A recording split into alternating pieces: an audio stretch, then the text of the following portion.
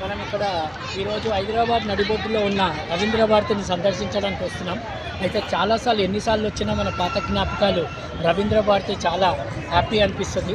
ఎందుకంటే ఇప్పటికి కూడా మంచిగా సంగీతం కానీ, భరతనాట్యం కానీ, కూచిపూడి ప్రోగ్రామ్స్ కానీ, ప్రైవేట్గా నాట్యాలు కానీ ఇవన్నీ చాలా జరుగుతూ ఉంటాయి.